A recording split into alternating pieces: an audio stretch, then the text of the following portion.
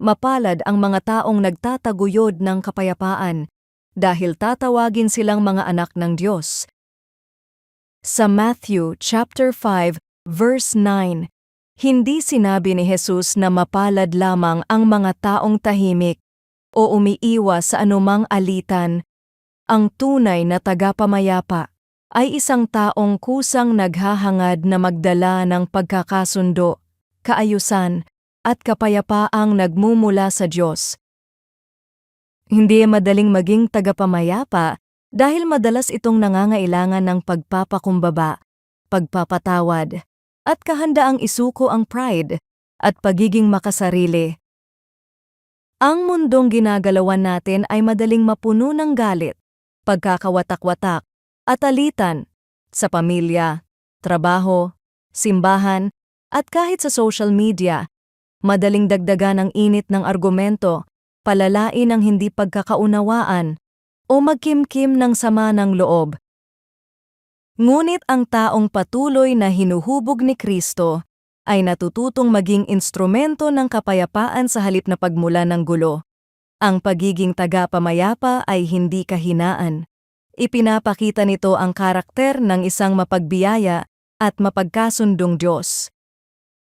Nakita ni Ruth ang sarili niyang nasa gitna ng hindi pagkakaunawaan ng dalawa niyang malalapit na kaibigan. Habang kumakalat ang usapan sa kanilang group chat, unti-unting nahati ang kanilang samahan. May mga pumapanig na, nagpaparinig, at tahimik na nagkikimkim ng sama ng loob. Sa gitna ng lahat ng iyon, pinili ni Ruth na huwag makisali sa mga argumento online. Sa halip, kinausap niya ng personal ang magkabilang panig, nakinig ng maayos sa bawat isa, at mahinahong ipinaalala ang kahalagahan ng pagpapatawad at pagkakaisa kay Kristo. Hindi man agad naayos ang lahat, unti-unting bumalik ang tiwala at nagsimulang magkaroon ng pagkakasundo.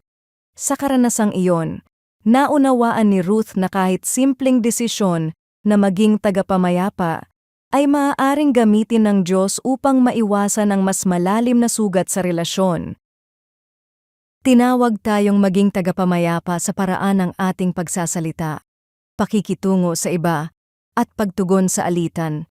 Habang patuloy tayong binabago ni Kristo, mas natututo tayong magdala ng kapayapaan sa halip na dagdagan ang kaguluhan sa paligid natin. Panginoon, alisin mo sa puso ko ang kayabangan na mas gustong manalo sa argumento kaysa maibalik ang maayos na relasyon.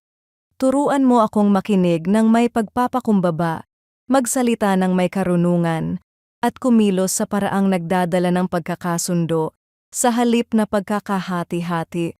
Gawin mo akong tagapamayapa na nagpapakita ng iyong karakter sa aking mga kaibigan, kapwa mananampalataya, at mga mahal sa buhay. Sa pangalan ni Jesus. Amen.